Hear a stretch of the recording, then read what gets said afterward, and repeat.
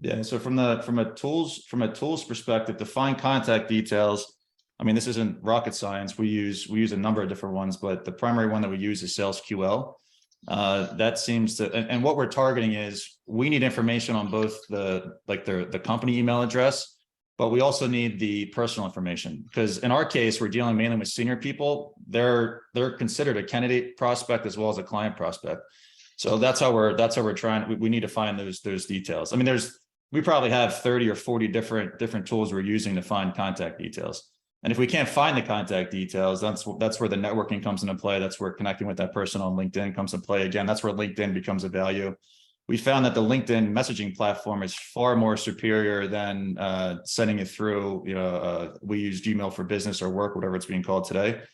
That reaches the candidate or the prospect in a greater capacity than it would for sending a message through Gmail. So Asana, which we talked about, that's where we store all the information. What browser do you like? Because that's an issue for us now here. What browser? So we use Chrome here. Chrome. Okay. Rich Doesn't says that kind of hog your Rich memory? says Edge is just as good. Although I think I just made my switch to it. Edge is far better than Chrome. It Yeah. combines less, consumes Okay. less memory.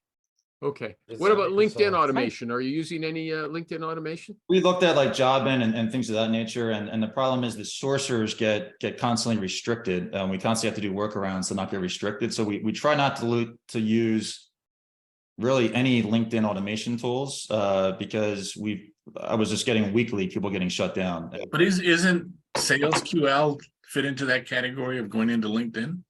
It does, and that's the problem. So that's why we use alternative. So we have about 50 tools that we use, and then so once the sourcer gets shut down from LinkedIn, we remove SalesQL from the equation. Then they're using other tools that aren't scraping that information inside of LinkedIn.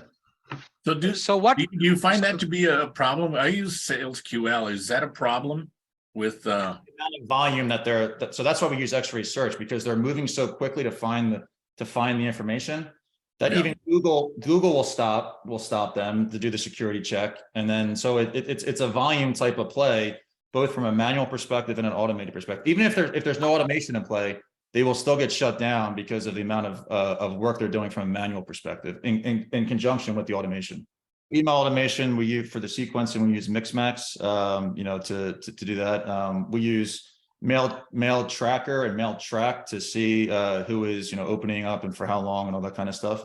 We're also using Loom, which I know, Rich, I've seen your Loom videos out there pitching jobs. We also use a tool called Video Ask. That's a video what? Video Ask by Typeform.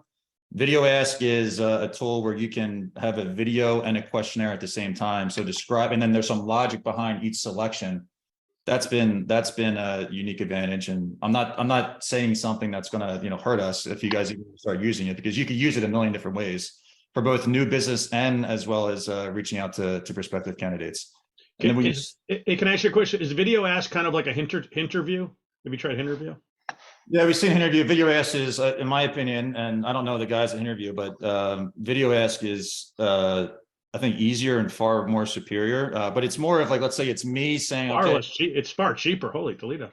Yeah, so it would be like me saying like, okay, tell me, and I'll just use an example. Tell me, what kind of base salary, if we're talking about full-time permanent positions, what kind of base salary would you be looking for, like, to start?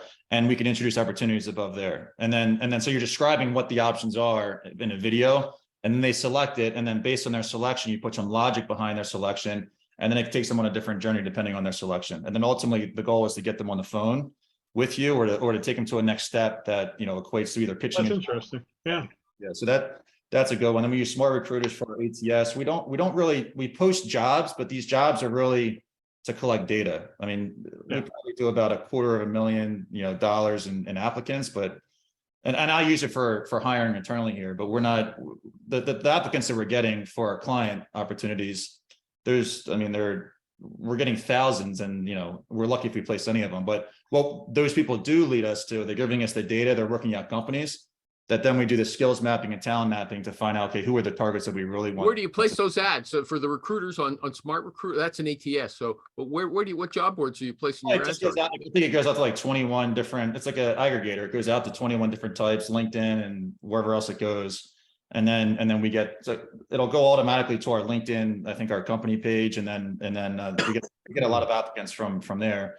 Again, they're typically not a fit for what we're looking for. However, the data does lead to what we are looking for.